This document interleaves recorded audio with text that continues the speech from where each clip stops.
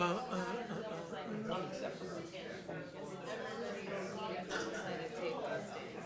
agree.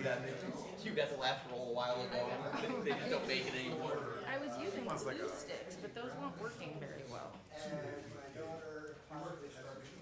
You go old school and just like spit on the corner, wait till it dries. Ready? I'm going to call the pre-council meeting for the city of Ashtabula to order. Today is Tuesday, February 17th, 2026. And we will begin with the roll call, please. Mr. Roskovich, Here. Mr. Simeone, Here. Mrs. Foglio, Here. Mr. Guerrero, Here. Ms. Holman, Present. Mrs. Mills, Here. Mrs. DiGiacomo, Mr. Timonier, Here. Ms. Cooper, Mr. Khan. Here. Thank you, Ms. Milberg.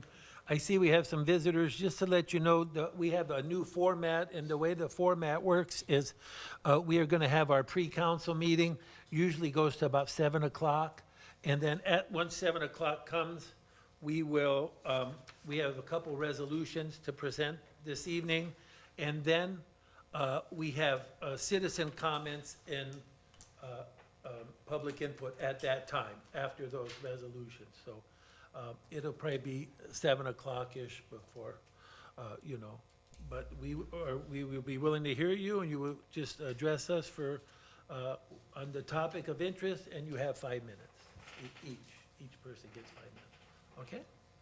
All right, thank you. So we're gonna go on with our meeting. We have no visitors with us tonight. President's report, I don't have anything to share other than March will be back on Mondays, so that's always good. Our next meeting will be March the 2nd at 6 o'clock with pre-council. Let me see, are there any counselor concerns? Mr. President, Yes, not really a concern. I just want to make public extending another invitation for council to participate in the racial wealth gap simulation. I know we've had a few over the years, and the dates always seem to conflict, but if we can come up with a date, that invitation still extends. And if it's difficult or too challenging to come up with a date, then we would also propose perhaps a work session where council could just come here early and we could just have it here, so. okay, thank you. I know, so I've been there, I think Mr. Timonier has attended one, I've attended one, I know some others have, so. Okay, then we will go on to our administrative team reports. Mr. Manager? Thank you, Mr. President.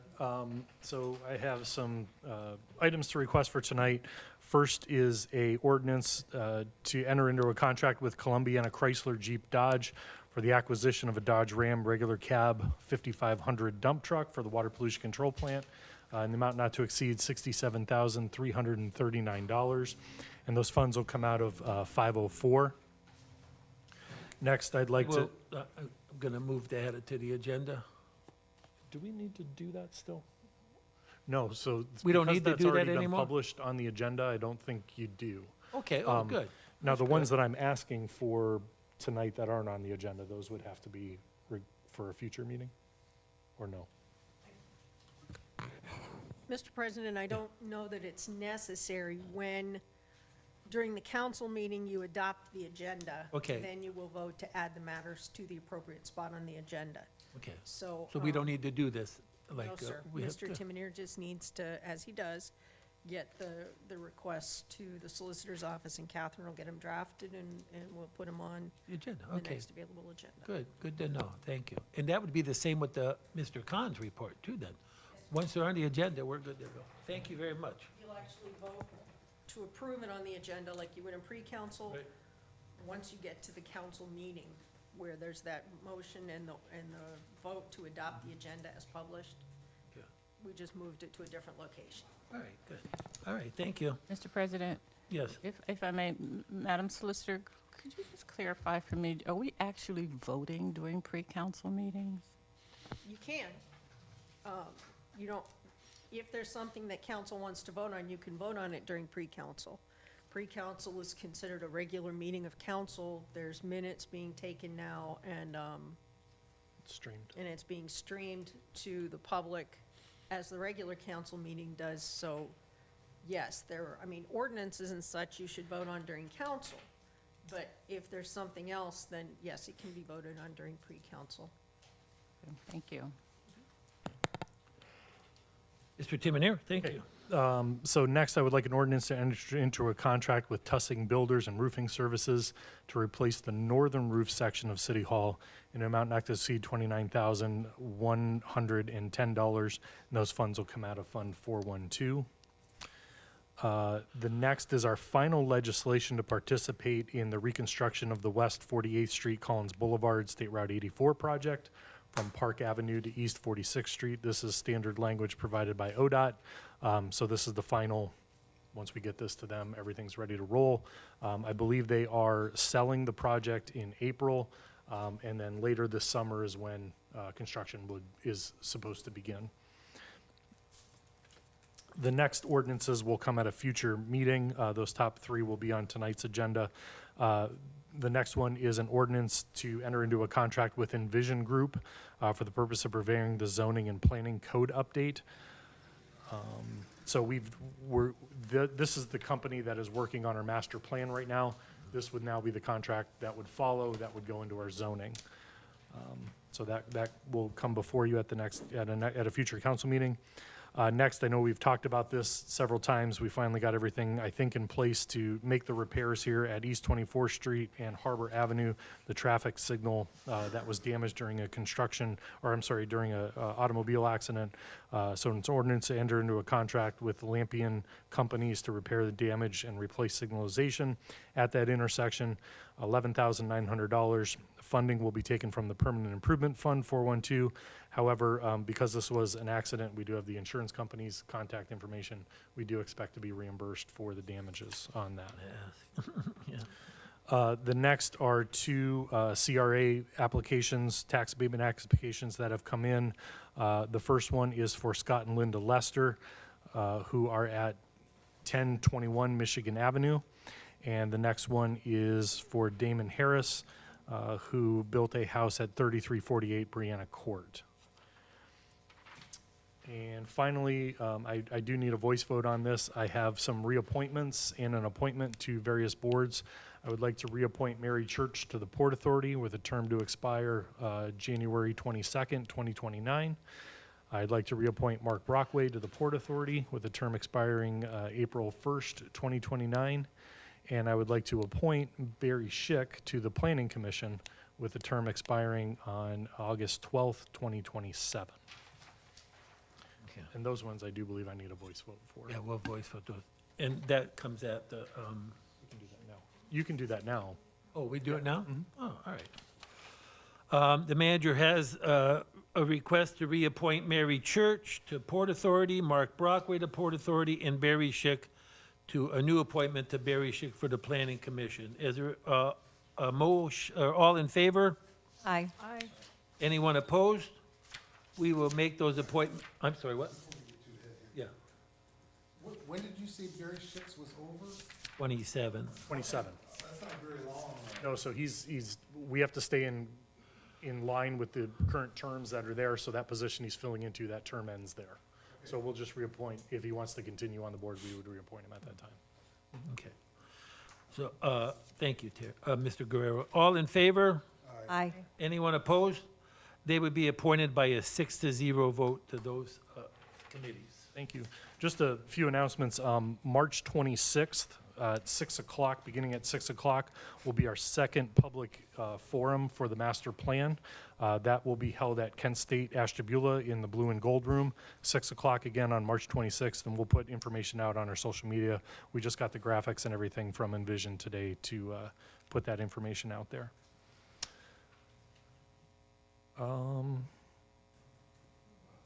That's all I have for my report. Very good. Mr. President, Yes, Mr. Manager, can you elaborate on the roof? What was So it? we have noticed, especially over the northern section is over the finance department, so that's I think that's the newer part of the building. there was two sections to the building when it was built. We have been noticing some leaking going on, and we've had the roofing companies out here. It looks like the roof has peeled back in certain spots. They're not able to seal it back down. And then, of course, with the freeze thaws we've had and the winds we've had, it's been driving rain in different spots. So best to replace that portion of the roof now. How does the rest of it The rest seem of it like is okay. looks The okay? really good news about this roof is the equipment, the HVAC stuff is not bolted down to the roof, so we don't need cranes and everything. It's Okay. all elevated up there so they can get all the roofing underneath. So Okay. we save we save quite a bit of money by not having Okay. the crane here to do all that Good work. deal. Any damage inside or no? Just the ceiling tiles. Okay, Yeah, that's all. all right, thank you. Mr. Manager, Walnut Boulevard, approximately down by Joe Varquette's house. Okay. It's bad. Is that, I- that was a recent cut we did, wasn't it? Yeah, I don't know. I don't know who did the cut. Did you do it? I don't know if it was us or Aqua? if it was the water company, but as you've seen, a lot of the cuts are pretty bad. We just had a Yes. conversation today with Aqua and about the ones that are on Lake Avenue. Again, this freeze thaw has been playing havoc on our roads. They're actually going to go out and fill those with concrete. We'll take a look at that one on Walnut Okay. Boulevard. They were working over there today, I saw. But I don't think it was, I think it was us. I don't think it was Aqua working don't there know. today. Okay. They were working there today. And as long as we mention Lake Avenue, I've had a lot of people ask me, when are you going to pave Lake Avenue? So it's Yeah. 2027, I would correct? like to try to plan it for 2027. As I mentioned, I think I mentioned to you guys when we talked about this before, I'm working with the water company, because if you look at that portion of Lake Avenue, most of it is patched from breaks that they've had, and they've had several breaks. They even, most recently, as of this weekend, in front of the hospital. They are going to put the plans together to replace the water line on Lake Avenue as well, so we can do a sharing, cost-sharing thing again like we did for Carpenter Road. Okay, wonderful.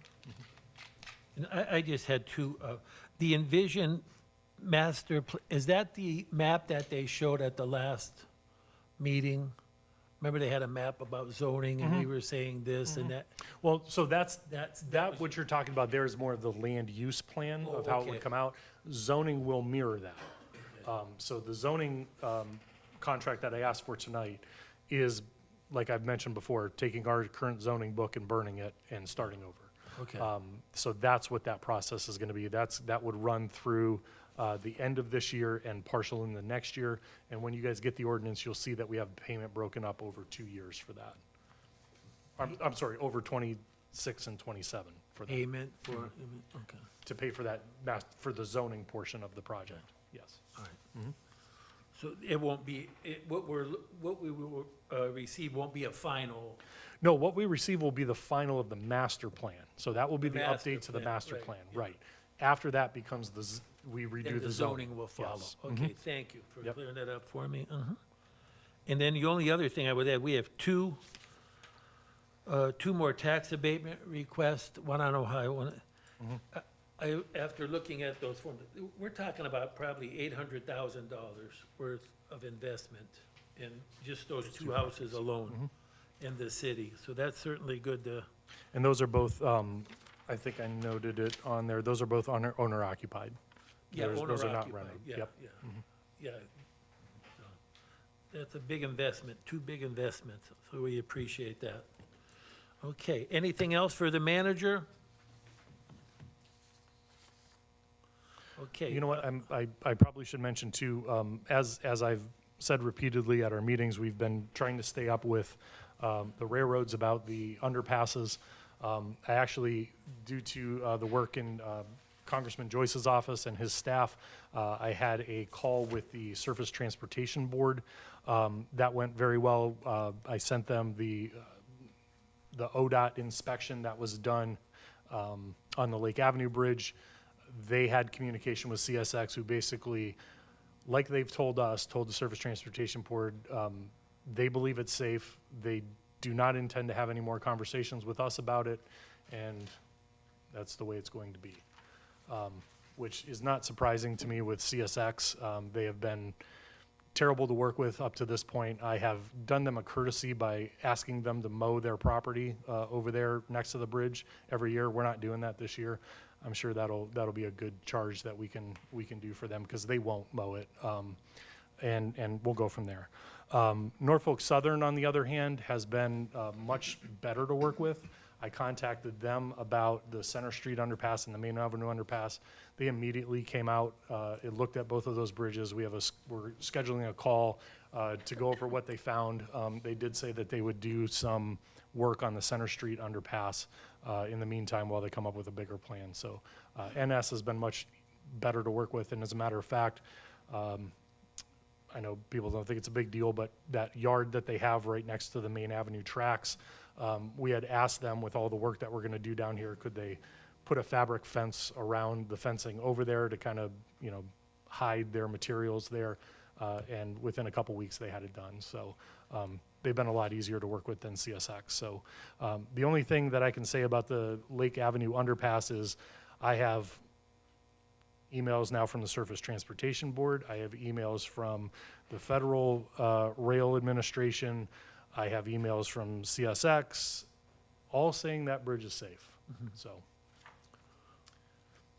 Not much Not more on we could us. do about that. right, Yeah, right, not much yeah, more. not yeah. it. Mr. Manager, Right. do they ever, I mean, okay, if it's safe, but do they ever come out and make it, like, look pretty? Because it Well, that's just it's looks interesting that you say that. ugly. So, believe it or not, they have a wonderful program that will brighten up and make pretty those bridges. City would pay for it. So my comment back to them was, so you want us to put the lipstick on your pig and hide the deficiencies of the bridge? We're not doing that. Because sometimes, you know what I mean, when, you know, like painting, or it just looks kind of, Yeah, I you don't know, think you but can paint rust in this situation, so, yeah. No, it's disappointing, but not unexpected, I should say. With dealing with these companies like this, you know, it's not unexpected, it's, but just we're going to pave through there and not. oh, we're not going, I'll tell you right now, we are not going near that bridge. We will stop short, there will be no contractor that will do anything underneath that bridge. That's why the sidewalk is the way it is, because their footers rise up and out of the ground and has broken up the entire sidewalk. Yeah. And we can't get anybody that will redo that because they don't want to go anywhere near the footers. I'm not going to put my guys near those footers. Yeah. Yeah. So, no, when we do the paving, it'll stop short on those as you go down those ramps, because we're not putting vibrating grinders and rollers underneath that bridge. Yeah. Anything that they could do to blame us, they would, and we're not touching it. So, Okay, thank you, Mr. Manager. Mr. Khan, do you have items for us tonight? Thank you, Mr. President. We have 3 items for tonight, and the first item is the pay range for the part-time deputy clerks has increased, and as a result, we need to repeal ordinance number 2026-02 and adopt a new ordinance 2026-38 that reflects the updated salary ranges for the part-time deputy clerks. The second item is an ordinance to repeal ordinance 2026-10 for the purpose of enacting replacement legislation. And the reason is that the existing ordinance 2026-10 included an error that mistakenly excluded elected officials from all-purpose pension pickup. And to replace that ordinance, there is ordinance number 2026-40 attached to the packet. And the last item is the second reading for the MOU pertaining the restructuring of the finance department. For the what, for the finance Yeah, department? restructuring the finance department, Oh, MOU, memorandum of understanding. okay. It's the second reading. Okay, good. Any questions for the finance manager, the finance department? Okay. Ms. Cooper? I have nothing, Mr. President. Okay, man, okay.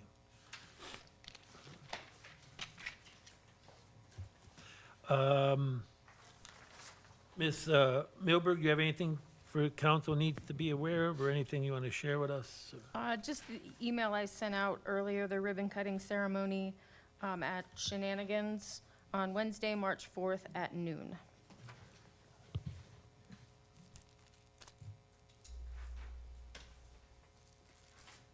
Mr. President, Yes. if we could go back to Ms. Cooper.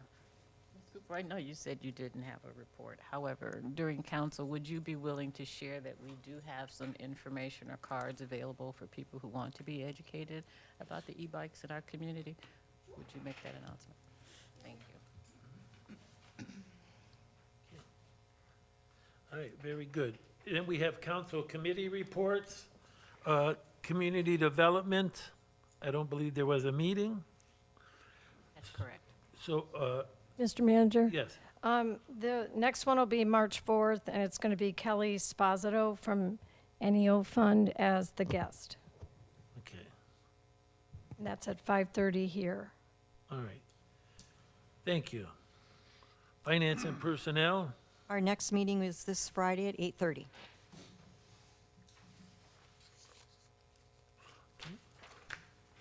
public works, Our meeting is Tuesday, February 24th, with City Schools Superintendent Lisa Newsom as the guest speaker here, 8:30 in the morning. and safety forces. I believe you have a report? Yes, I do, Mr. President. Thank you. I'll be brief. The police department calls for service. We're tracking downward the last month and a half, and we're thinking that was due to the inclement weather. Apparently, going through the snow is adverse of the criminal activity. We do have 5 vehicles that are currently out of service with rusted frames, and we are in the process of purchasing a couple of new cars. The fire department gave their annual 2025 report, and it was noted that the fires and losses were down for the year. We talked about the ambulance situation over there. The backup ambulance is reportedly out of service, and on that subject, a new ambulance is $400,000. And at some point, we're gonna have to buy one, not next week, but we're gonna have to get one. 6 years to get here. 3 to 4 years to get one, unless we can find a demo. 3 to 4 years to get one. On that note, though, the fire truck is expected in August now, so hopefully we'll have that. We talked about our situation with some of these alleys that we have, and we're probably going to have an ordinance coming up soon where you have to have a address display on the alley side of your house as opposed to the front. Well, probably both. And then we also talked about the parking deck and the safety concerns. It was built in 1974 and 75, up and above the physical safety of the people parking in there, just the maintenance end of the safety. Now, I actually did take a little field trip to the parking deck today, and I took some pictures if anyone's interested in seeing them. There's one part that's totally flooded out that looks like someone could drown in if they get thrown down there. That's a problem. Then I noticed that we have stuff stored there.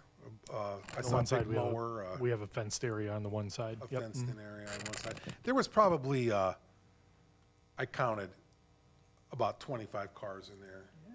And of those, 6 of them had county license plates. Head Start parks a lot of their vehicles in Yeah, there. so that must have been them, but they definitely, some people are definitely accessing that parking garage. Well, there's a request for a speed limit sign on South Lane because of child safety. And we adjourned relatively early at like 9:10. So our next meeting's going to be March 12th. Mr. President? Yes. Mr. Guerrero, the signs for South Lane, we had to order some more 25-mile-an-hour speed limit signs, so hopefully by the end of the week, those will be in and we can get those up. Oh, that'll be great. That'll be great. There's been some other requests in other areas for speed limit signs, so we're taking a look at what's out there, doing some inventory, and we'll put some extra ones up if we need to.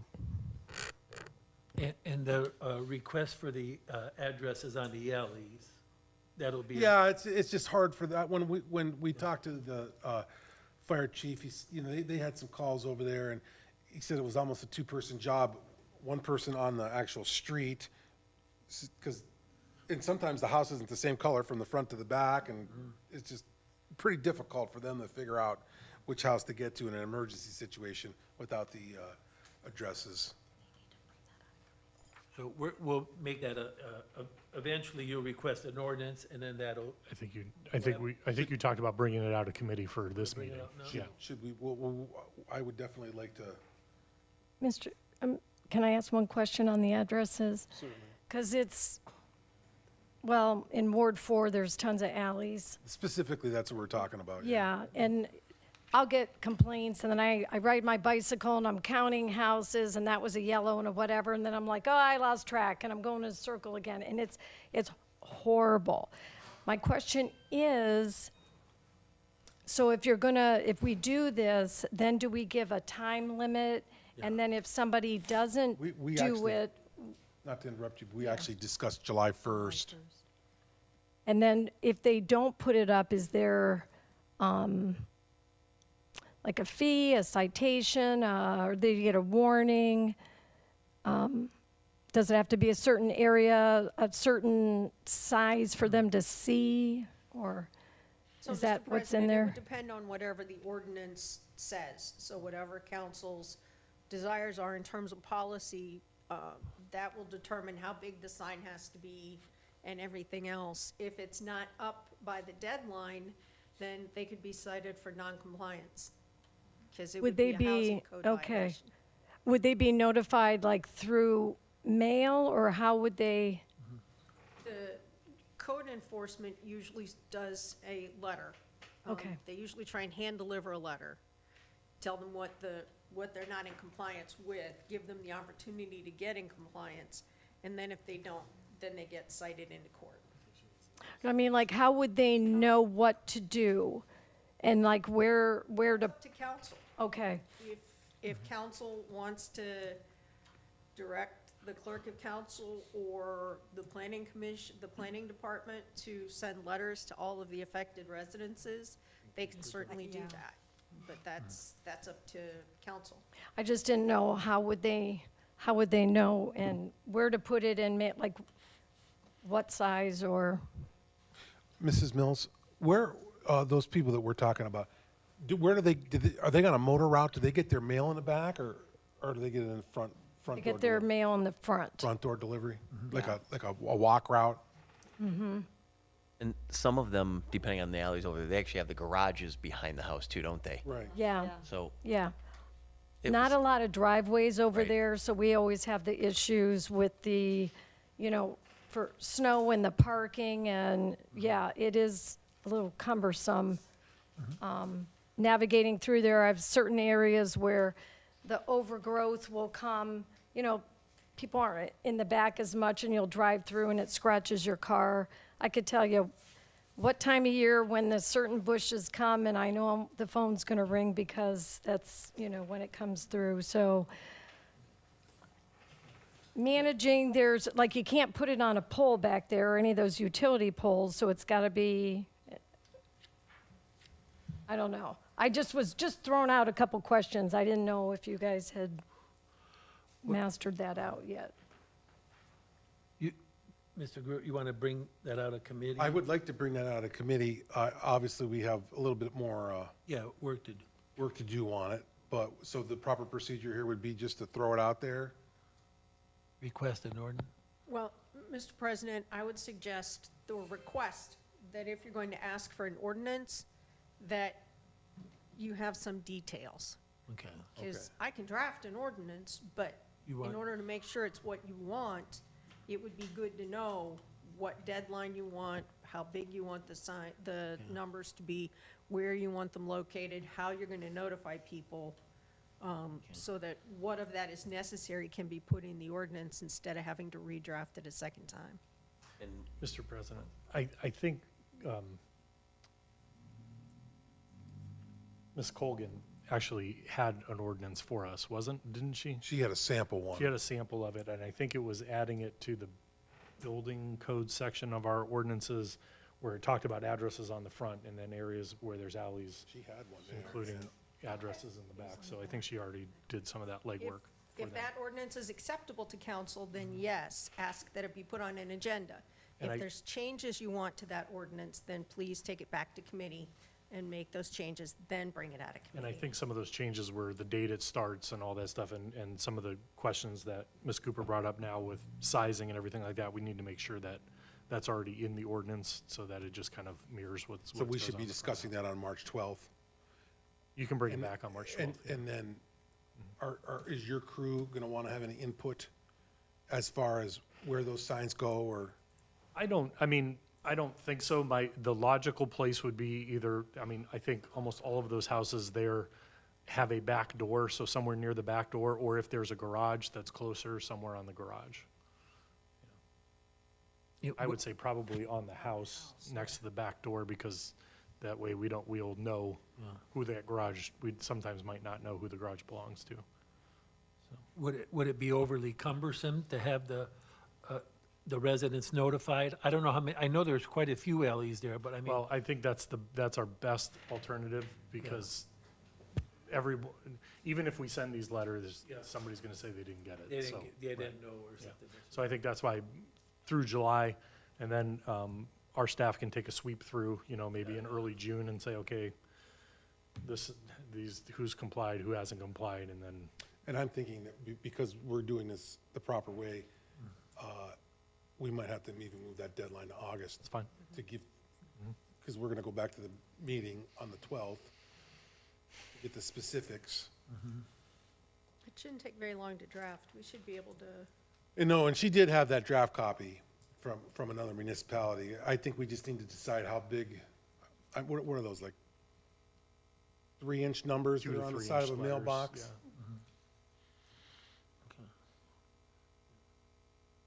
Why don't we request the ordinance and then March 12th, we could add, correct it, and then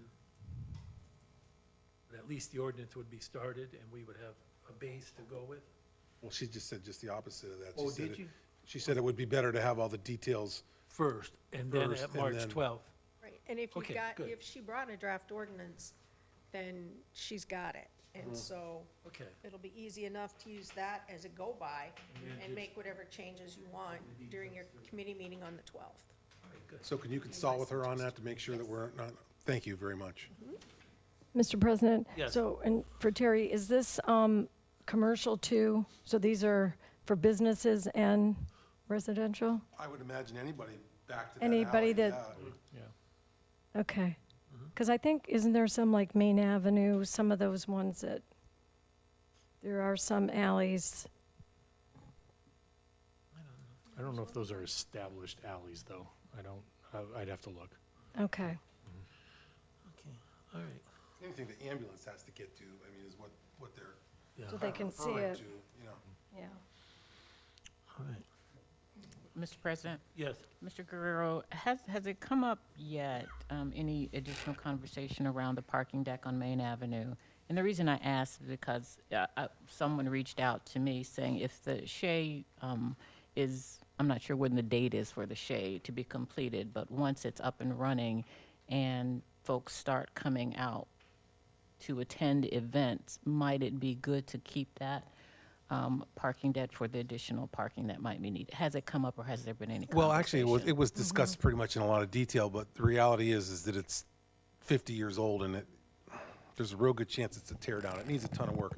If you'd have been in there today, there was water pouring through all the gaps. It was, Mr. President, so Ms. Holman, as I mentioned before, we have looked at how many spaces would be available if that deck were to come down, that we could put a nice parking lot there. I've also mentioned that there's an empty lot across the street from that, across from West 45th Street, near the annex, that also has available parking that we would discuss about putting more parking over there. Additionally, I did some research a couple months ago. right now, not including the parking deck area, not including Key Bank, not including the small lot next to Cascapelli, not including the parking lot at Signature Health, there's over 111 parking spaces just on Main Avenue itself. So there are quite a few parking spaces when you consider then all of those lots. And as Shays comes online and bigger events come there, that it's after hours, that would be certainly something that we would reach out to Signature Health and say, hey, is there a possibility of using the parking lot here for overflow events? I'm sure the county would be willing to allow public parking on their property now at the old Key Bank building. So there's certainly more parking on Main Avenue than there is on Bridge Street by far. And whenever we go to these conferences and they talk about parking issues, it's more of a perception problem. So what they always do is they put a map of Walmart up on the board, and they put a pin in the middle of Walmart's parking lot. And as we all know, people park further away than just the middle. But as the crow flies straight to the front doors, and I did this for ours, is about 225 feet from the middle of the Walmart parking lot to the front doors. If you equate that to Main Avenue, that would be somebody having an appointment at Ultimate Appearance and parking on the other side of Double and Down. So and when we go to a Walmart or a mall, we're used to walking that far. But when we think of a downtown, whether it's downtown or Bridge Street, it's more of a perception because I don't get to park right in front of the place that I'm going to. But you go to Columbus, you go to Short North, you go to Cincinnati, you go to any of these bigger downtowns, you know you're gonna park in a lot and pay $35, $40, and you're just gonna walk around the entire of the downtown. So I think it's a little bit of retraining as Main Avenue becomes more and more popular, as happened down on Bridge Street. And I think we'll get there, but the parking just won't go away. We would replace it with parking there. Mr. Manager, would you like anything said to the board at Signature Health preliminary to this? No, not now.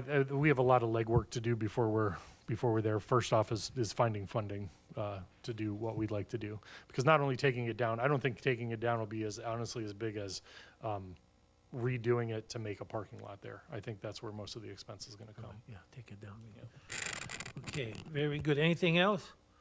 For the Safety Forces report, the only other thing, if the fire truck comes in August, I'm thinking maybe our second August meeting, we could have on the fire truck. I'm hoping it's big enough to hold all of us, You don't yes. think? Well, so, we've been waiting long enough. What Yeah. can I say? Okay, thank you. There was no planning commission, and the Historic Preservation Committee meeting was canceled for this month. Mr. President, the planning commission which was supposed to be this Thursday will be canceled also. We don't have anything for the agenda. Yeah, okay, thank you. Ms. Foglo, you have something to add? Yes.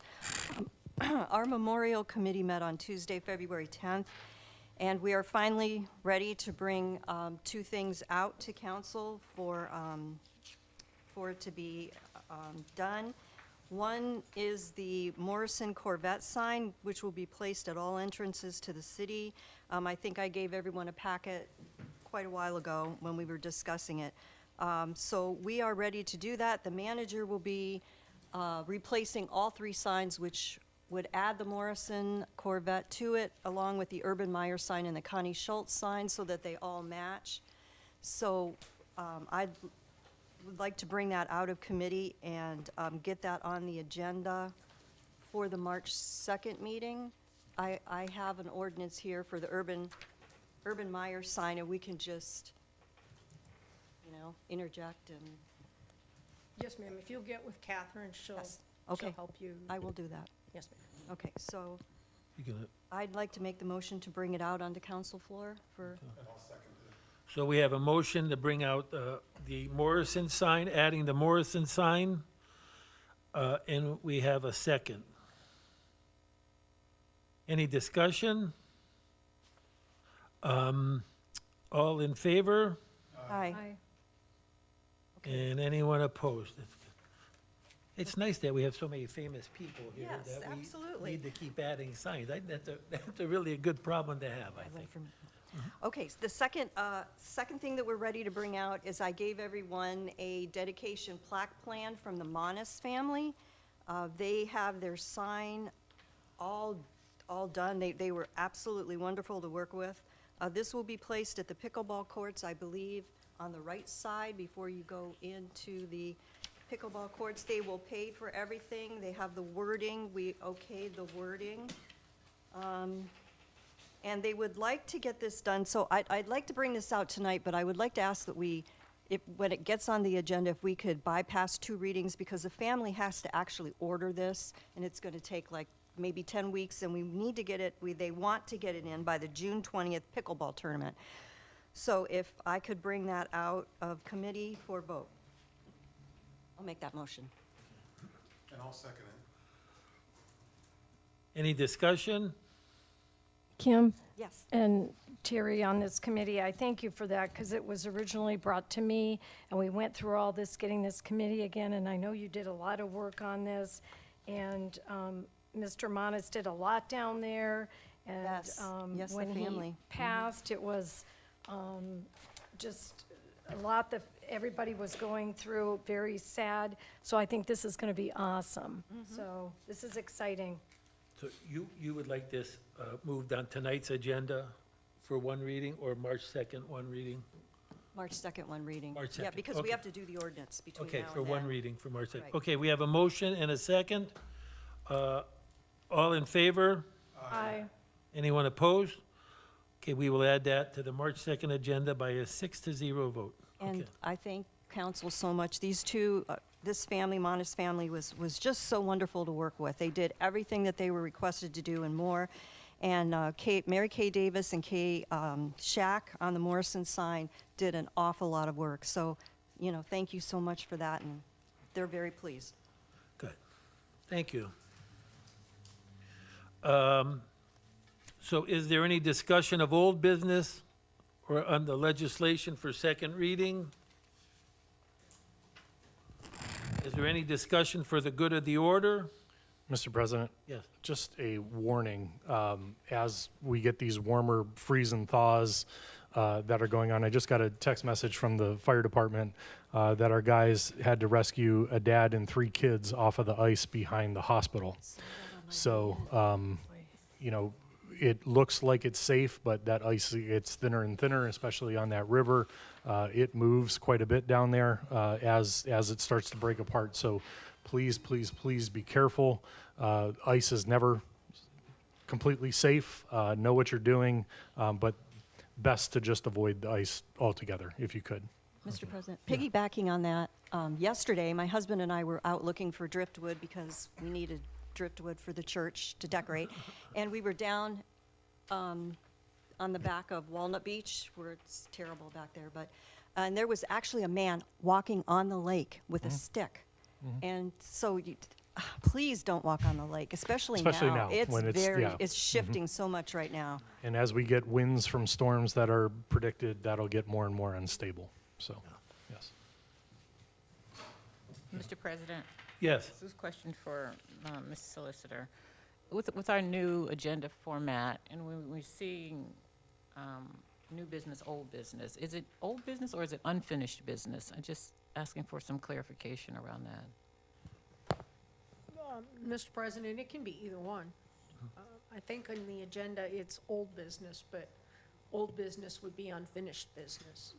So I don't think it matters whether you call it unfinished business or old business. Okay. The old business is done. I mean, if it's been business and it's been legislation, it's passed, it's finished, That's finished, completed business. completed business. Yes. And we So don't I just usually- asking for Yeah, completed business, we don't usually add to an agenda. It's done. done, it's finished. Old business is something we've talked about before, but there's been no resolution. So it's Same as old, unfinished business. unfinished Okay, business. thank you. And you gave an explanation, but I honestly don't recall. For the good of the order is what again? It's just if there's any general topic that counselors want, if, for instance, there have been times when various counselors have wanted different legislation, but they aren't on the committee, that would be the time to present it for the good of the order, and then the president could send it to the appropriate committee for consideration. Something like that, or, yeah, that would be the best example. Thank you. Okay, so we are there, so we won't start our regular meeting till 7 o'clock, because some people are still, don't turn in till 7 o'clock, or turn in to watch, or we want to start. So we will have a 15-minute, I guess, break, unless any counselors have anything. All right, we will take a 15-minute break, and we will re-adjourn at 7. Would that be right? Re-adjourn? Yep. Reconvene? Reconvene, we can't re-adjourn. Reconvene.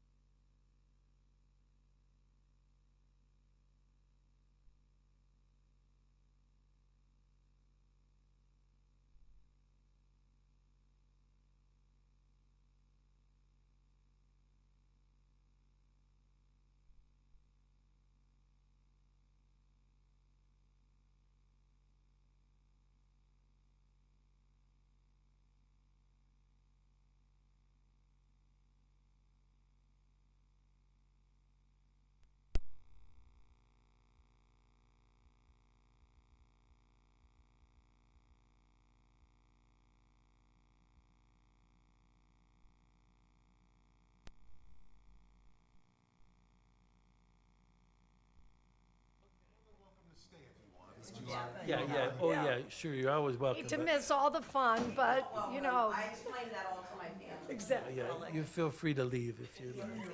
Do a better job. Yeah, you don't have to sit through all this.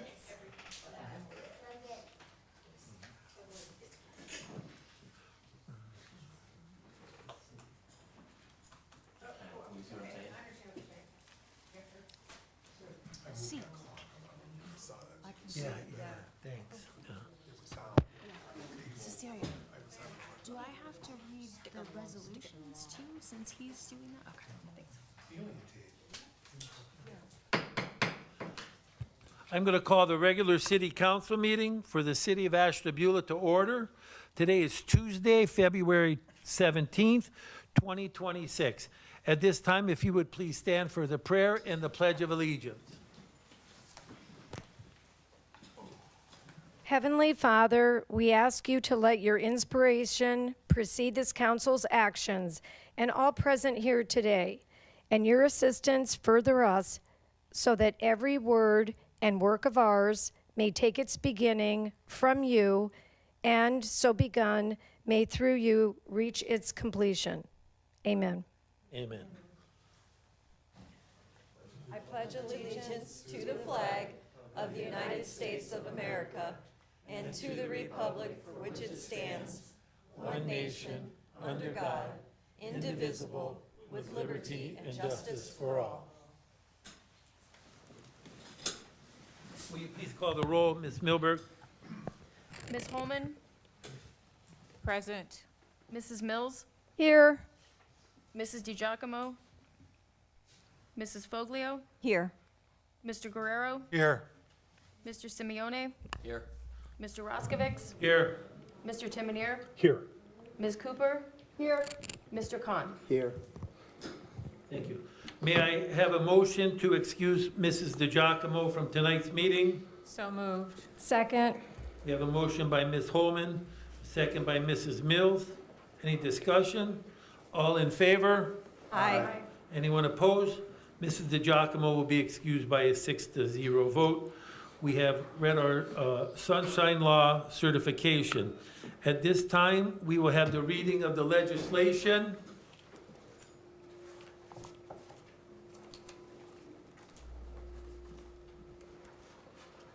Okay, these items will be on for a second reading tonight. Ordinance number 2026-27, an ordinance repealing existing codified ordinance section 913.11 for the purpose of adopting replacement legislation. Ordinance number 2026-28, an ordinance enacting replacement codified ordinance 913.11. Ordinance number 2026-29, an ordinance modifying codified ordinance section 959 entitled Parks and Recreation Facilities to include a provision which requires a tree replacement program be enacted within city parks. Ordinance number 2026-30, an ordinance authorizing the city manager to enter into a memorandum of understanding to amend the January 1st, 2026 through December 31st, 2028 collective bargaining agreement between the City of Ashtabula and Local 1197 of the American Federation of State, County, and Municipal Employees, Ohio Council 8, AFL-CIO 1197, for the purpose of restructuring the Finance Department. Ordinance number 2026-31, an ordinance repealing ordinance 2021-87 for the purpose of enacting replacement legislation. Ordinance number 2026-32, an ordinance amending the traffic control map and file to prohibit parking on the east side of Washington Avenue between Bunker Hill Road and West 58th Street. And these will be presented for passage tonight. Ordinance number 2026-35, an ordinance authorizing the city manager to enter into a contract with Columbiana Chrysler Jeep Dodge for the acquisition of a Dodge Ram regular cab 5500 dump truck for water pollution control. Ordinance number 2026-36, an ordinance authorizing the city manager to enter into a contract with Tussing Builders and Roofing Services to replace the northern roof section of City Hall. Ordinance number 2026-37, an ordinance repealing ordinance 2026-02 for the purpose of enacting replacement legislation. Ordinance number 2026-38, an ordinance authorizing compensation, salaries, and wages to employees of the Ashtabula City Municipal Court and Probation Divisions. Ordinance number 2026-39, an ordinance repealing ordinance 2026-10 for the purpose of enacting replacement legislation. Ordinance number 2026-40, an ordinance providing that the City of Ashtabula will pick up the statutorily required contribution to the Ohio Public Employees Retirement System for the employees of the City of Ashtabula pursuant to Internal Revenue Code Section 414H2.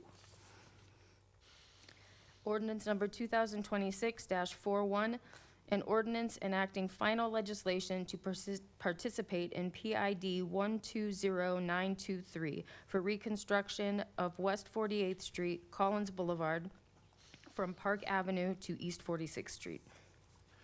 Thank you. Ms. Milberg? May I have a motion to approve the order of the agenda? So moved. Second. Motion by Ms. Foglio, second by Mr. Guerrero. Any discussion? All in favor? Aye. Anyone opposed? We have approved the agenda by a 6-0 vote. We will now move on. Tonight, we have two special items, two resolutions to award. We have a resolution honoring Mrs. Christine Hill on her retirement from the Ashtabula City Health Department. And like we always say at this time, we're so happy for you to be able to do this. We're sad for the city because we're losing one of our valuable employees and assets, but we're very happy for you and wish you all the best. So Mr. Guerrero, Mr. Timonier and Mrs. Mills, will, if you'd like to come up here, Mrs. Hill.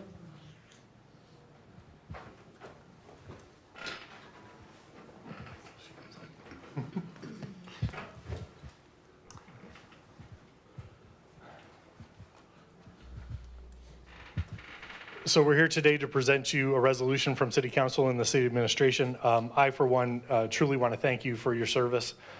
It has been a pleasure working with you. I've told this story numerous times, but I still remember when we got into the pandemic, the COVID-19 pandemic, Chris came up to the office and said, hey, you know, after we had met about something, hey, you know, I think we might be headed towards a pandemic. There's something brewing overseas. And I was like, okay, yeah, well, have a nice day. Thanks for coming up. I appreciate your time. And, you know, we'll talk later about that. Then she came up about a week later and said, you know, things are really starting to get heated up and we're hearing a lot of chatter about this and that and the other. And I said, okay, yeah, I appreciate you coming up. Yeah, we'll talk about your budget later. You know, we got a lot going on. So yeah, I'll come down at some time and we'll talk about this. And I'll never forget, I was at home one night, it was late at night, I was watching something on TV and they started, I heard the COVID-19 that Chris had been chirping in my ear and I finally paid attention. And I remember running in that next morning and running downstairs and going, you need to tell me all about this because I think you're right, something's coming here.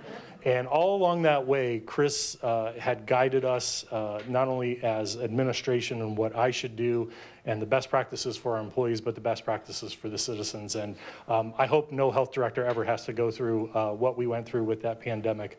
But I am so glad that your leadership was here during that time. It meant a lot, and it really showed me how much public health really means to a community. So I would like to read this resolution to you. A resolution honoring Christine L. Hill on her retirement from the City of Ashtabula Health Department.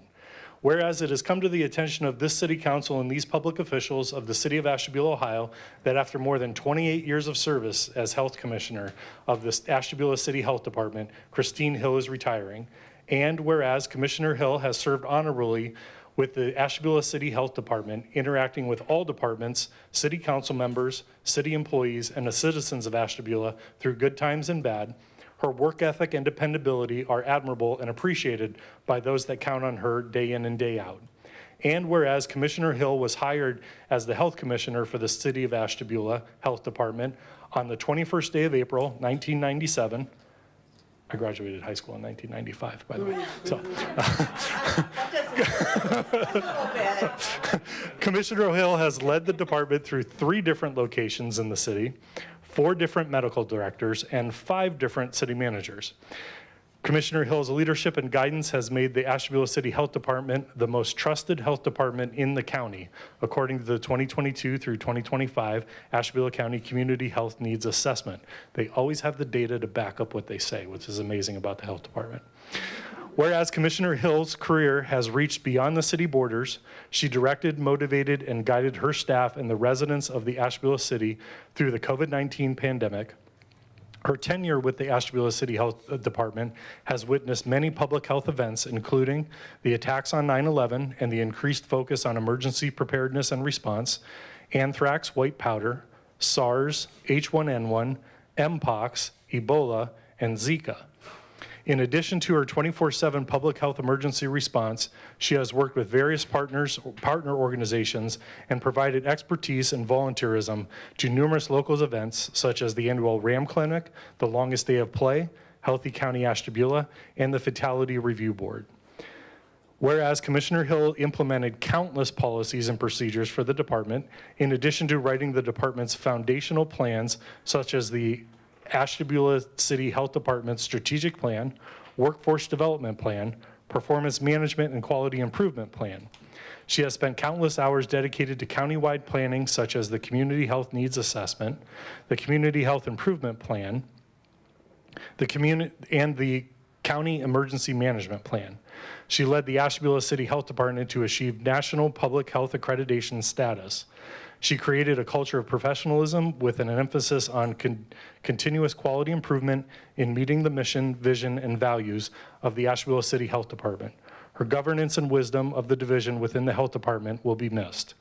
And whereas Commissioner Hill enjoys spending time with her husband, children, grandchildren, and friends, and is looking forward to the next adventure in life will bring alongside her family.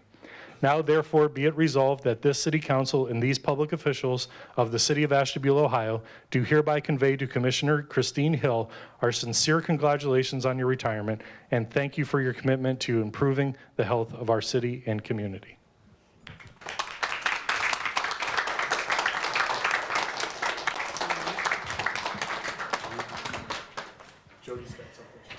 And I know that's a lot. That was a big one. This could have gone on forever. I feel like nurses have it's like a club. So I'm honored from one nurse to another to have been on different committees with you and worked with you. And as much stress as your job position is, you are always calm and kind and courteous. You just have a way about you. You just shed new light to the table, great ideas, and you will truly be missed. So as I was thinking about all the different things from probably way back when we take that Florence Nightingale pledge that we all did, and when we did some nursing back then, there was no computers, and paper and pen. Just don't say it. If it's not wrote down or documented somewhere, you didn't do it, right? That's right. That's right. So we always have paper and pen. So I found this little retirement poem for nurses. Guiding hands and healing touch, mending wounds, caring so much. Years of service, compassion displayed. Now it's time for a restful shade. Eyes that saw pain, joy and tears, listening ears that calmed many fears. Day in, day out, answering the calls. Now time stands still within restful walls.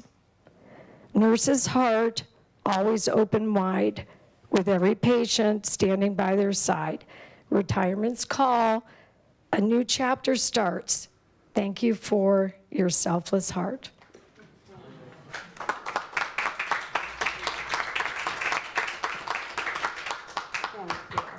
That's for you. Do you want to say? I just want to say, this is a long list, and that was a very sweet poem. My mother would be so proud.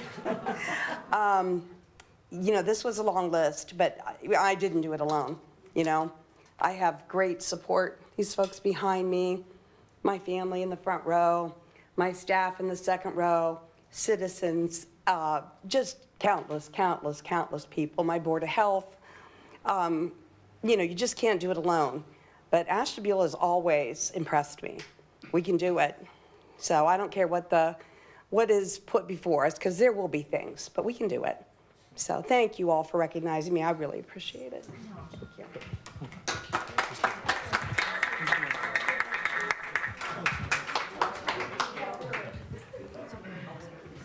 Thank you.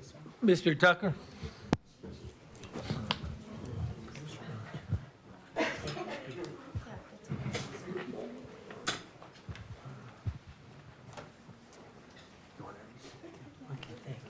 Yeah.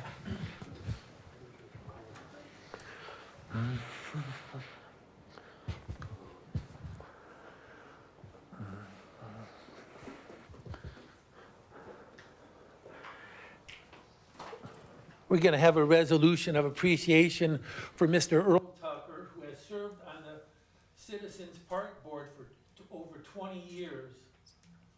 Was one of the original ideas for our park levy was when Mr. Tucker was a valued member of that committee. And so the thinking, oh, let's have a park levy so that we can improve the parks, was an innovative idea. And it has served the city of Ashtabula well, and we've had it for many, many years. Plus, Mr. Tucker has done many other things, and the city has a resolution will tell us about. But one of the things, Mr. Tucker has filmed, before we had all this computer stuff, he used to film the city council meetings. He did that for 17 years. So I'm figuring that's probably about 900 council meetings. So I think anybody who sat through 900 council meetings deserves some kind of recognition. No, Mr. Tucker has done so much for the city, and we did want to, like I said, thank him for all he's done for the parks, the city, and just everything. So at this time, Mrs. Foglio. Mr. Tucker, you're one of a kind. They broke the mold. Thank you. A resolution honoring Earl Tucker for 20 years of service on the City of Ashtabula Parks and Recreation Board. Whereas it has come to the attention of this city council and these public officials of the City of Ashtabula that Earl Tucker has served the City of Ashtabula for 20 years as a member of the Parks and Recreation Board, including 17 years as the chairman and 2 years as the vice chair. Whereas during his tenure, Mr. Tucker provided visionary leadership, steadfast commitment, and tireless advocacy for the enhancement and preservation of the city's parks and recreational opportunities. And whereas under Mr. Tucker's leadership and guidance, the city has celebrated numerous notable parks projects and improvement, including the development of the nature and birding area at Walnut Beach, the playground and pickleball courts at Walnut Beach, the community garden and playground at Clifford Caden Presidential Park, the dog park at Smithfield, dugout murals at Smithfield, as well as cleanup and restoration efforts at South Park and Cornelius Park. And whereas Mr. Tucker played an instrumental role in the successful passage of the City Parks and Recreational Levy on 3 occasions, ensuring continued investment in the city's green spaces and recreational amenities, and whereas beyond his service to the Parks and Recreation Board, Mr. Tucker has demonstrated an extraordinary commitment to the public service and community engagement throughout his lifetime. And whereas beyond his service to the Parks and Recreation Board, Mr. Tucker has demonstrated, oh, I already said that, I'm sorry. Whereas in 1983, Mr. Tucker found his calling as a paramedic and dedicated 30 years to emergency medical service, including 19 years with Community Care Ambulance, and served as a member of one of the first private EMS teams to respond to Hurricane Katrina relief efforts. I remember you going. And whereas Mr. Tucker has devoted countless hours to youth development as a 4-H advisor, served 10 years as secretary of the Ashtabula County 4-H Foundation, and acted as troop leader for both Boy Scouts and Girl Scouts of America. Mr. Tucker is a founding member of the Ashtabula Lighthouse Restoration and Preservation Society, serving for the past 26 years and currently holds the position of historian. And whereas from 2007 to 2024, Mr. Tucker volunteered as the operator of the City Council video camera, bringing council meetings live to the community. And whereas he has served as the secretary of the Ashtabula County District Library Foundation, participates in the Ashtabula County Remote Area Medical Clinics, and was appointed in 2021 to the Board of Directors for Signature Health, where he advocates for the mental and physical health needs in northeastern Ohio. He was elected vice chair in 2026.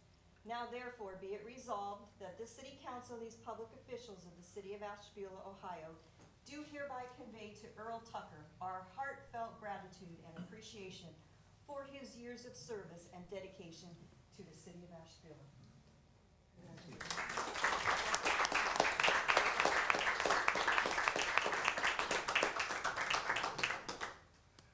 I'd like to thank everyone for this, especially on City Council. By no means does this mean you were rid of me. Because Mr. Manager and Mr. President, you are. You both know that if there's anything that I can do in furtherance of the city, Ashtabula's been my home since 1974.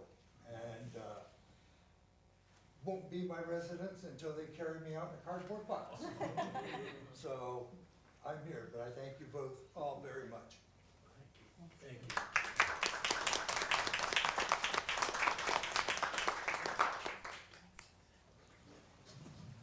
I should say, I had always asked Mr. Tucker, when he was filming the meetings, if they had like a thinning camera or something like that. He never found it. Good to see you. Thanks for coming. Good to see you, Christine. Good luck. Thank you. I'll see you. Best day. I'll see you. Nice Bye. Congratulations. Hi. Take care. Take care.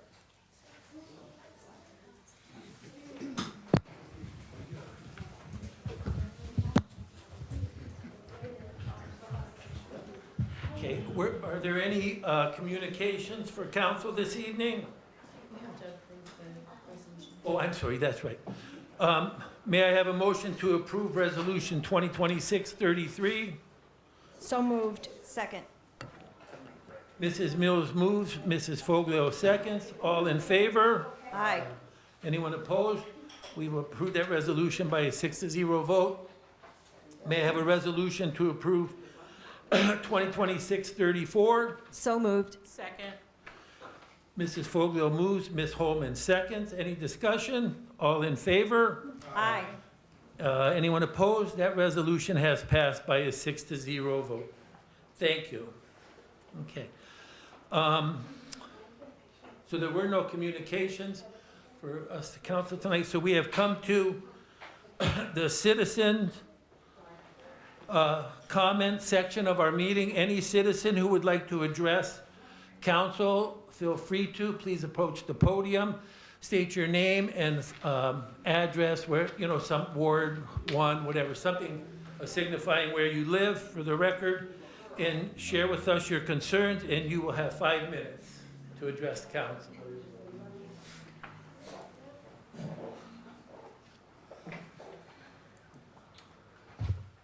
Hello, my name's Sarah Brower, 1033 East 6th Street. I live in Ward 2. And I'm here tonight as part of a group called Betsy's Bees. It's not Busy Bees. It's Betsy's, and our name is a nod to Betsy Mix Coles, who was an educator who lived here in Ashtabula County in the Austinburg area in the 19th century, and she was a suffragist and an abolitionist, and so we take inspiration from her.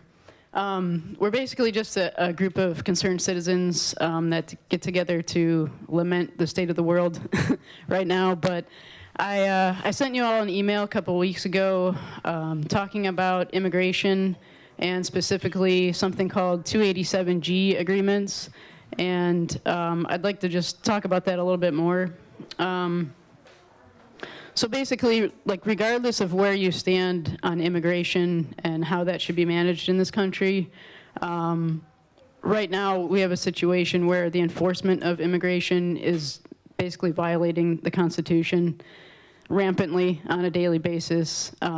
We've had extrajudiciary searches and seizures, violation of due process. We've had people killed now in the streets, and basically that's really concerning to us, and it affects not just people at the federal level and what we do at the federal level, but obviously with these agreements, for example, this 287G agreement is part of the Immigration and Nationality Act, and it's basically a way that ICE and Customs and Border Patrol can contract with county sheriff's departments and even local law enforcement to basically deputize sheriff's departments and local law enforcement to do immigration enforcement. That can include helping to process people for deportation. It can include detaining people at local facilities. It may even come to include a task force model where officers would be asked to actually go out and do detentions and enforcement on the streets. And I just see that our whole group, which consists of about 40 people, we see that as being extremely problematic, given that this is basically, the way it's being done right now under this administration is completely un-American, completely unconstitutional, and we just want to make sure that local resources aren't going to be used to participate in that kind of basically abuse of power. So back in the fall, the state attorney general made an opinion requiring that if 287G agreements are going to be signed, they have to be passed by, not passed, but they have to be agreed by the county commissioners. Before that, a sheriff's office could enter directly into an ICE contract under this agreement.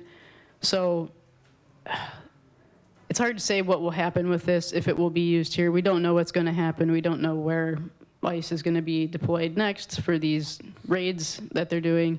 But basically, I'm here today to kind of open the dialogue, share this information, and see if there's anything you all, as leadership of the city, are willing, able to do to kind of step up and signal to the community that, our principles lie in the U.S. Constitution, in protection of people's rights, and that, we'll do whatever we can to kind of stay out of contracting with these agencies right now while they're demonstrating this abuse of power. There's also just other things to be aware of.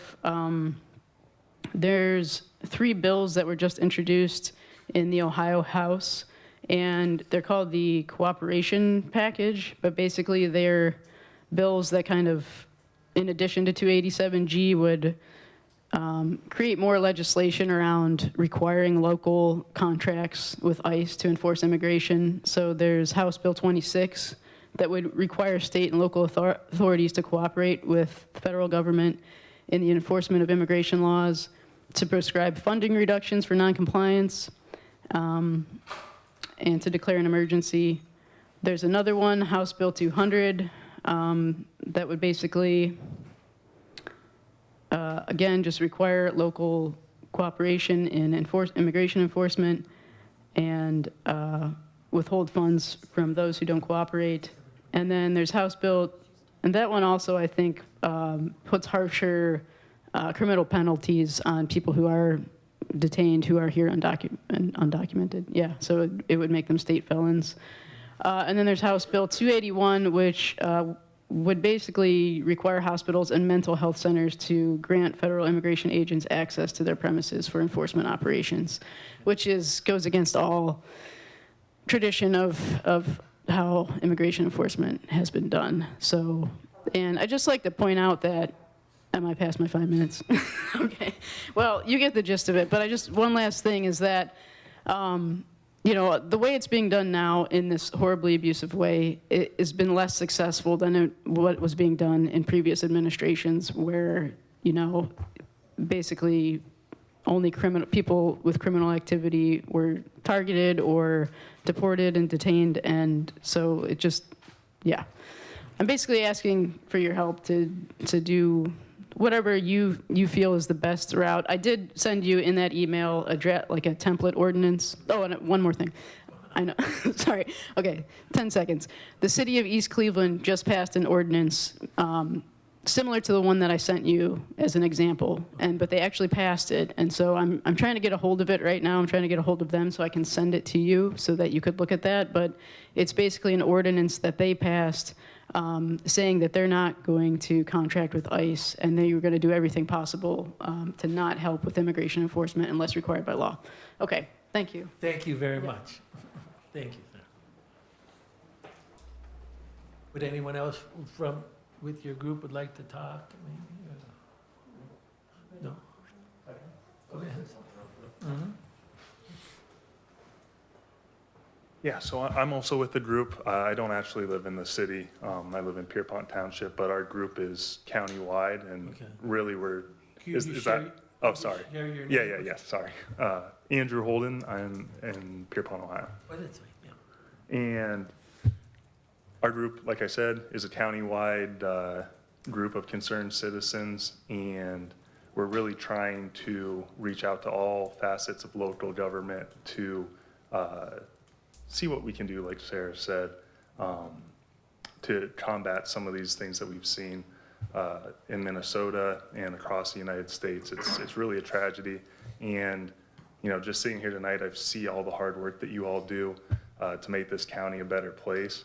And I don't think cooperating with ICE or signing these agreements makes us a better place. I think it makes us a worse place. So please take that into consideration when you look at the email from Sarah. East Cleveland has done it. You know, if these state laws do come to pass, if federal laws do come to pass, I know there are things that can trump what we can do as a local community, but I don't think it is, I think it's important for us to show where our values lie and where we, you know, where we value our citizens of this county. So all that being said, please take a look at our ordinance that we send over and be on the lookout for the one that East Cleveland just signed. So I appreciate your time. Thanks. Thank you. Thank you. And we'll look for that East Cleveland ordinance, but as you mentioned, federal law is gonna, you know, trump us. And, you know, and I know they've mentioned the pocketbooks too, you know, that the funding. So, but we certainly will look at the resolution, and we appreciate you coming to see us tonight. And on a personal level, I'm sympathetic to your cause, so, but we will see. Anyone else who would like to address council at this time? You know who I am, D. Scruggs. I'm coming up with some positive news tonight. I witnessed something that was really great, so I'm gonna share it with you. I went to the senior citizens, and Jody was up there asking our seniors their opinions. I thought that was absolutely great, because some of those seniors are in each of your wards. And if you're so busy that you can't take time out to go up there to see them, get some of their issues and talk to them, because most of those people can't get around. They come to the senior on a senior citizen bus, but they're in your ward. If you're concerned enough about your elderly, set up something. The lady up there would be more than glad to have each of you representatives come up there and talk. I'm sure she got some great ideas, because I sat there and I was like, wow. And if you don't know, I'll share a little wisdom with you. Your older people can tell you where they've been, so you might be able to get there. Thank you. Thank you, Ms. Crooks. Anyone else who would like to address council?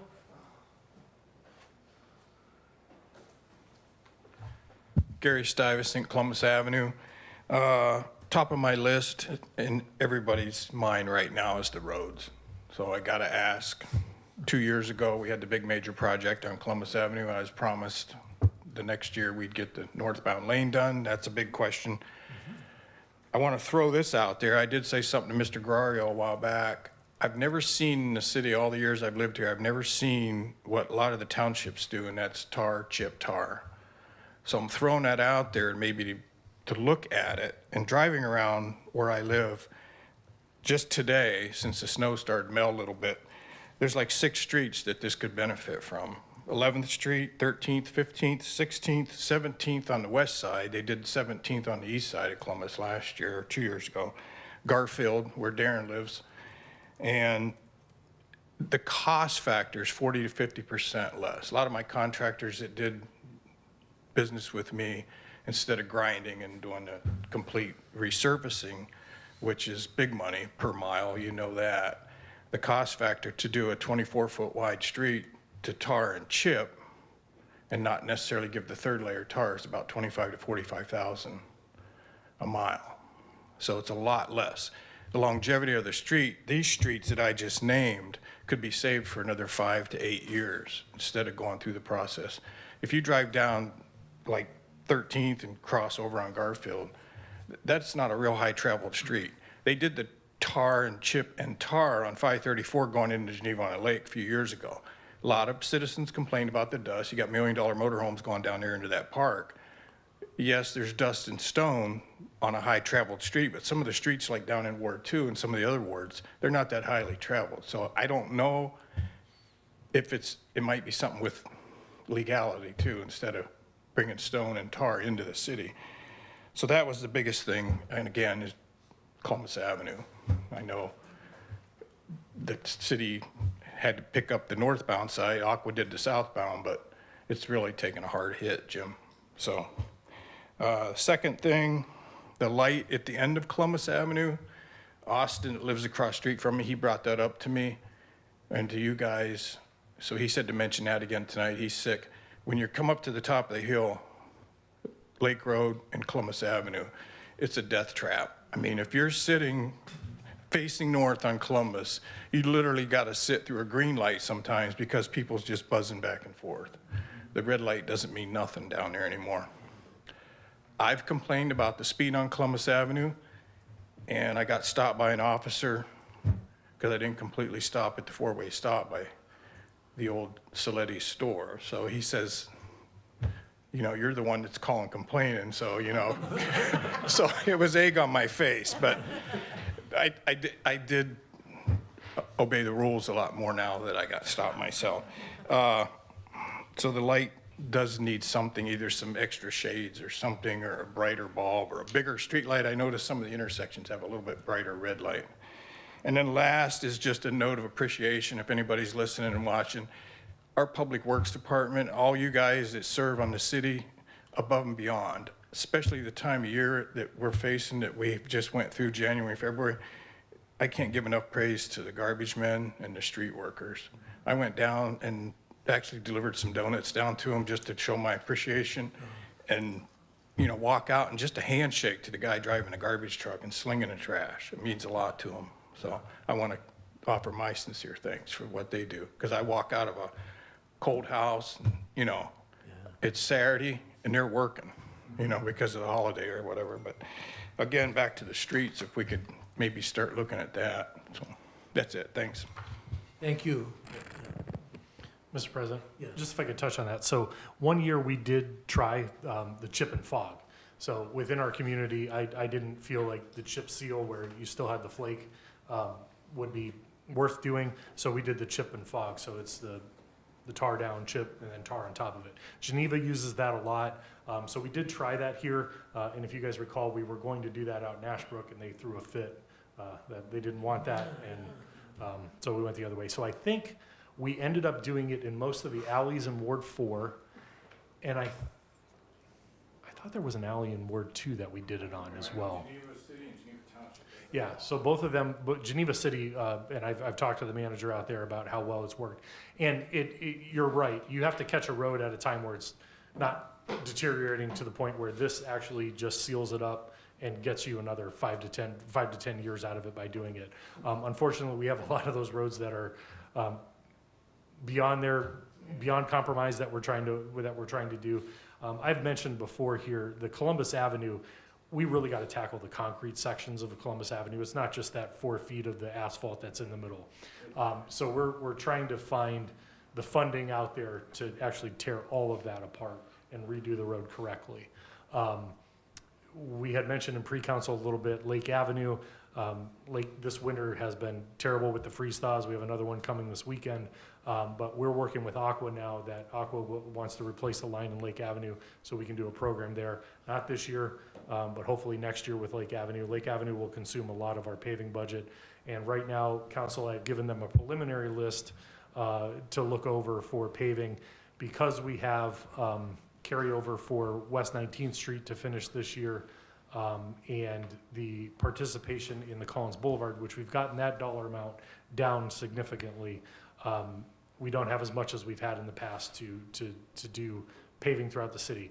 When it's all said and done, we'll do about $1 million out of our pocket worth of paving this year, which equates to about $3 million worth of paving when you put the grant funding into it. A little over $2 million when you talk about the grant funding put into it.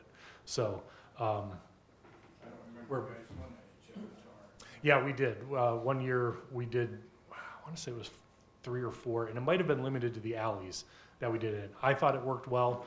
I would like to see it used more if we can catch those roads when they're just starting to get that longevity out of them, but it wasn't popular. I took some. Mr. President? Yes, go ahead, sir. I just want to point, some of those roads that East 11th, 12th, 13th, they're beyond chip. I mean, those roads are so bad Yeah, they're that, bad. that's not going to work on. I mean, we need those to get those paved. You need to get, I mean, if you're just starting to have some cracking in those roads, that's a good time to do it. When you see sections that are completely spalding, that usually means there's an under drain Yes, or there is, on all those streets. undersurface problem going on that we got to dig out. But yeah, and if there's opportunities for us to use it, we will try. Yep. Okay. Anyone else who would like to address council? Seeing no one, we will continue on with our meeting. Councilors, comments, liaison reports, any meeting announcements? I think we've handled most of those this evening. We will go on to the approval of the minutes. Oh, Mr. Manager? Yes. Or Mr. President, for counselor comments, I wanted to let Mrs. Scruggs know that we had some really cool questions that at the senior center that the folks had asked me. So I did email Kim the answers, except for one answer, because it had to do with the road paving. And I said, I'm not allowed to tell that yet. So I told Kim, I said, once the road list comes out, I will send her the road list. But other than that, it was really fun and interactive, and I really enjoyed it. And I got a lot of good feedback and good information from them as well. So thank you. I think we have one more question. How many years out do you project planning of paving? So, like, for 26, I know you got it already slated. Yeah. But are you working on 27 and 28? Yeah, Mr. President, so what we do is we have discussions with the utilities to find out where they're going to be and what they're going to be doing and see if we can piggyback projects there.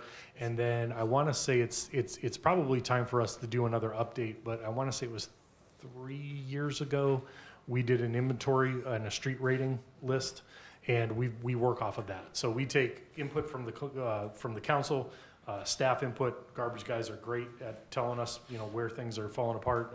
Our public works superintendent, and then we throw it all into a mix, send it to the engineers to give us estimates, and then try to work off the budget. But we try to stay with that list of the road rating and try to tackle the worst ones of the worst. Okay, we will move on with our agenda. We have to approve minutes. Mrs. Milberg? February 2nd, 2026 pre-council meeting was called to order at 6 p.m. by Council President Roskovich.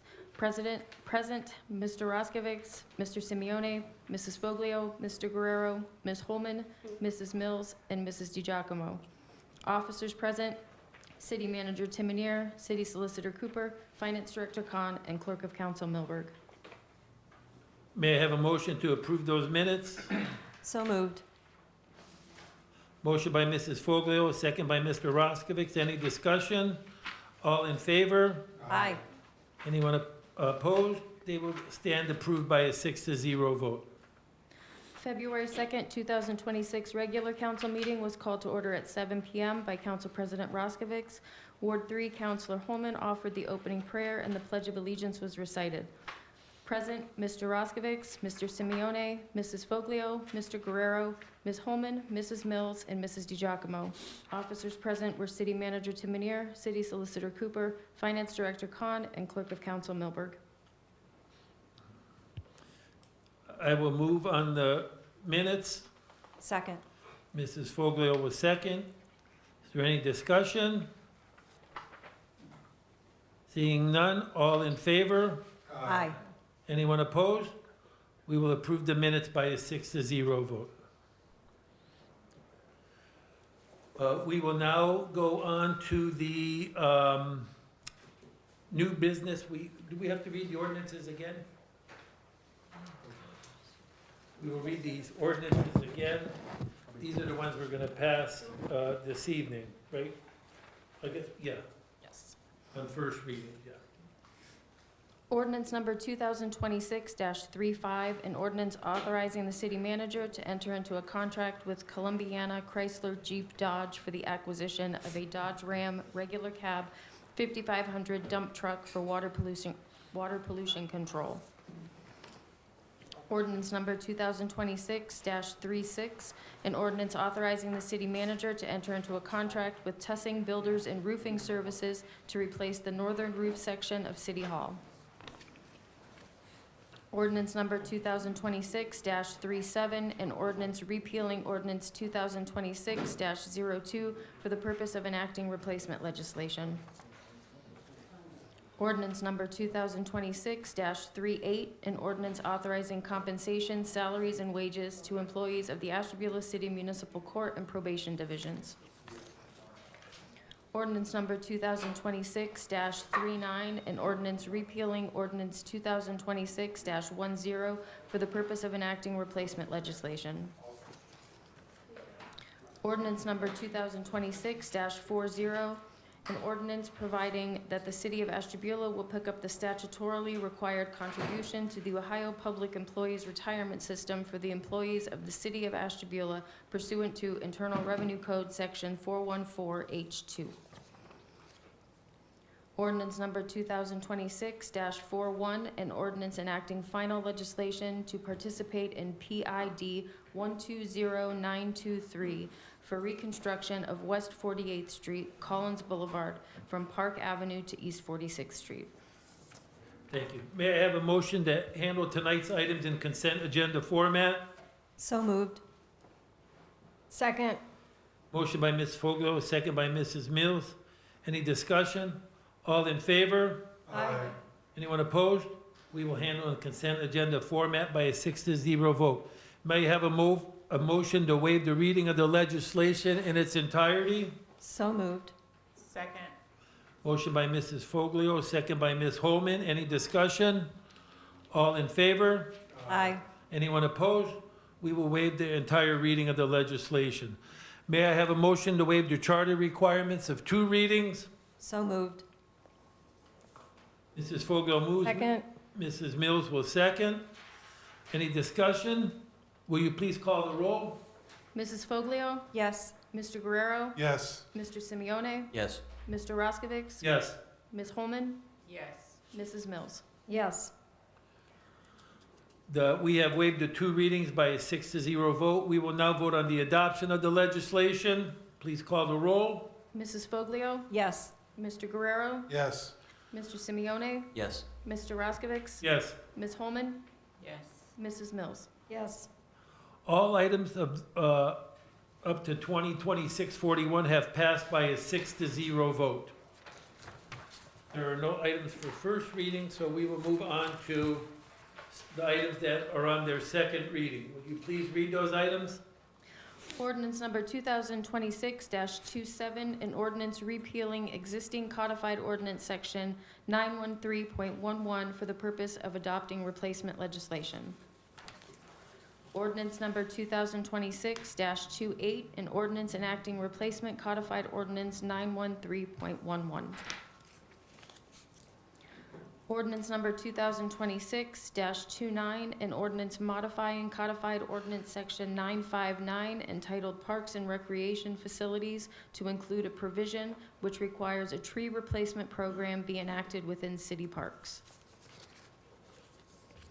Ordinance number 2026-30, an ordinance authorizing the city manager to enter into a memorandum of understanding to amend the January 1st, 2026 through December 31st, 2028 collective bargaining agreement between the city of Ashtabula and Local 1197 of the American Federation of State, County, and Municipal Employees, Ohio Council 8, AFL-CIO 1197, for the purpose of restructuring the finance department.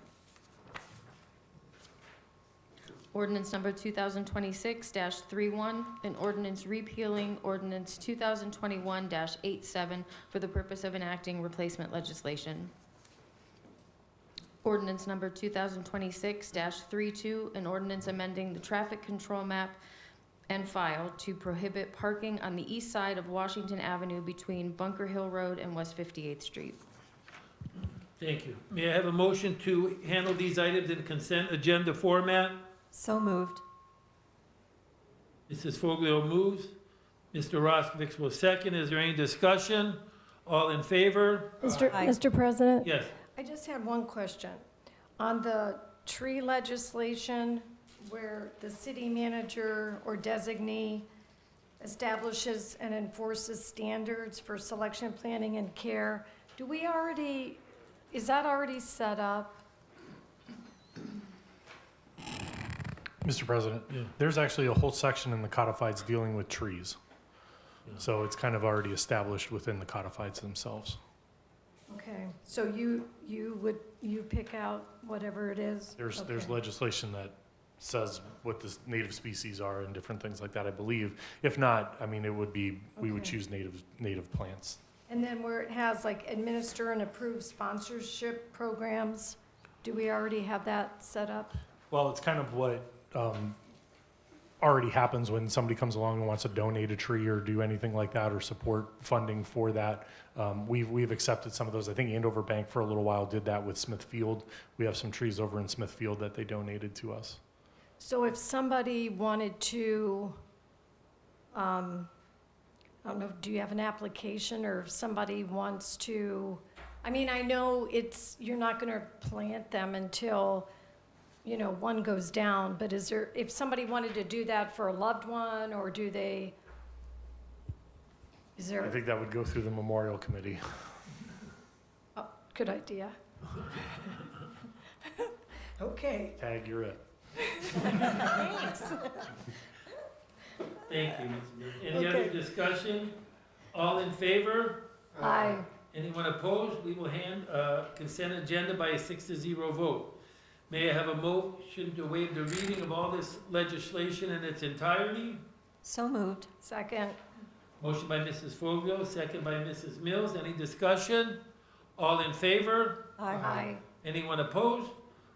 We will waive the reading by a 6-0 vote. We will now vote on the adoption of this legislation. Would you please call the roll? Mrs. Foglio? Yes. Mr. Guerrero? Yes. Mr. Simeone? Yes. Mr. Roskovich? Yes. Ms. Holman? Yes. Mrs. Mills? Yes. All items have passed by a 6-0 vote. That concludes our legislative part of the agenda. We have some liquor permits. Quick Mart on 1123 Lake Avenue is requesting a liquor permit. I think they have one, they're just changing it. I can't help, Mr. President. Yeah. I noticed that that's C1 and the other one is C2. That's the Oh, new, I looked those up. I found C1 is beer in sealed container for carryout only, and C2 is retail store, sell wine and prepackaged, low-proof mixed beverage in sealed container for carryout only, off-premises consumption. So they're both carry out. And one can do wine and prepackaged low-proof. That would be the Harbor Gardens. So now how does that affect the DORA? It doesn't. You still, anything that's sold not from an establishment with a liquor permit underneath the DORA requirements, you can't go in there, buy a can of beer and open it and walk out. You can't. Okay, any other concerns about those? Okay, I would like to also have a voice vote to reappoint Cheryl Guyton, George Tott, and Bonnie Cannon to the Planning Commission. They're all currently serving, and they all expressed an interest in staying, so. All in favor? Aye. Anyone opposed? They would be reappointed by a 6-0 vote. Thank you. We have come to the part of our meeting, tell us something we don't know. Does anybody have anything they'd like to share? I do. Good, Mr. Guerrero? Okay,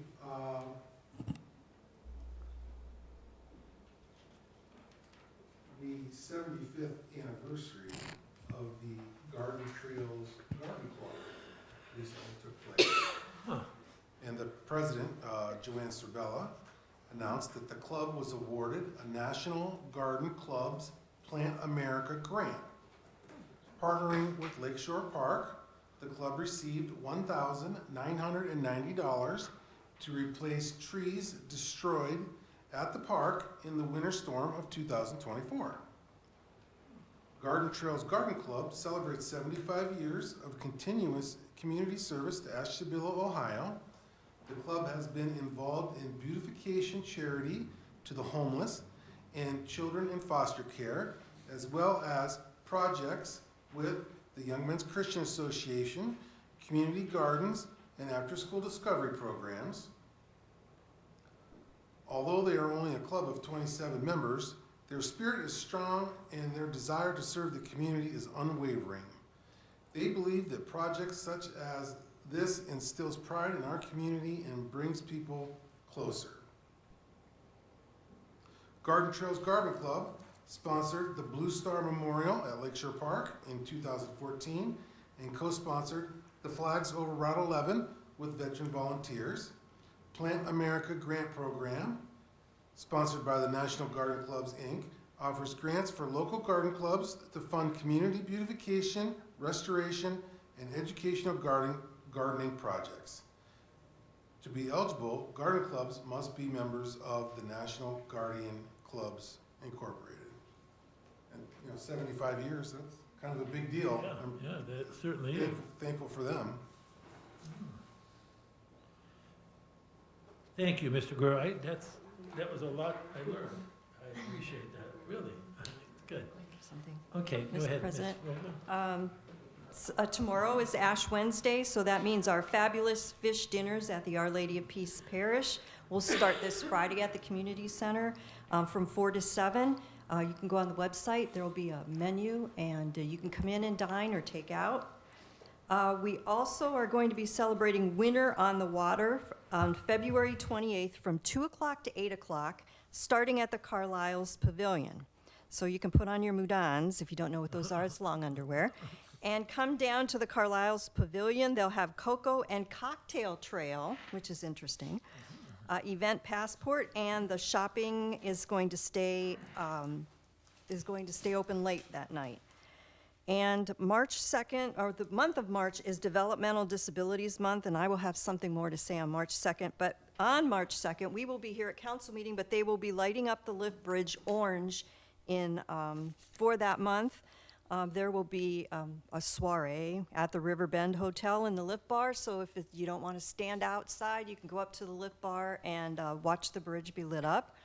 And I believe that starts at the Carlisle's Pavilion. Put on your mudans again. Yeah. Thank you, Mrs. Foglio. Anyone else have anything for tell us something we don't know?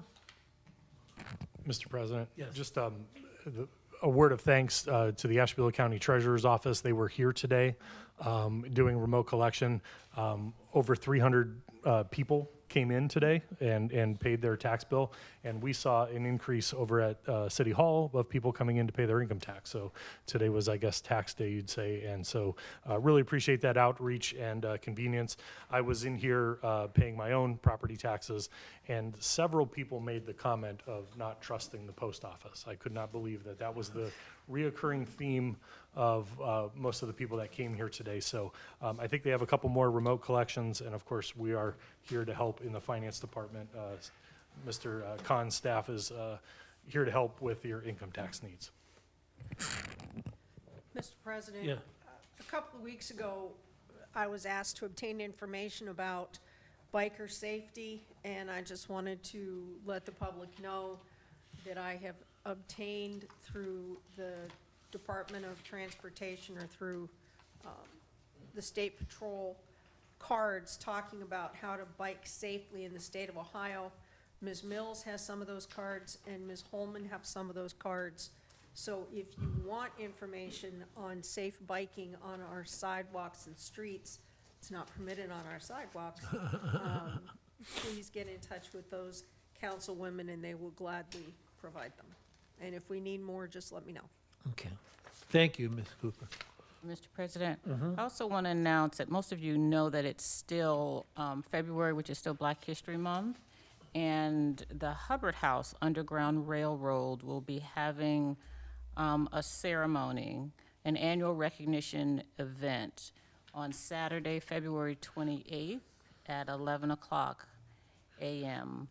And they said, together we celebrate service, leadership, and the power of history to guide our future. We look forward to sharing this meaningful day with our community. Thank you, Ms. Holman. Mr. President? Yes. Just to let folks know, tomorrow, the NEO Fund monthly networking meeting is going to be here at Council Chambers. It's from 5:30 to 7:30, and the guests are our city manager and Mary Church in Planning and Community Development. And it's going to be effectively working with Ashtabula City for your small business. So that's here tomorrow. Thank you, Mrs. Mills. Anybody else have anything? Okay, seeing nothing, we will adjourn. Remember, our next meeting will be Monday, March the 2nd at 6 o'clock. Thank you, and everybody have a good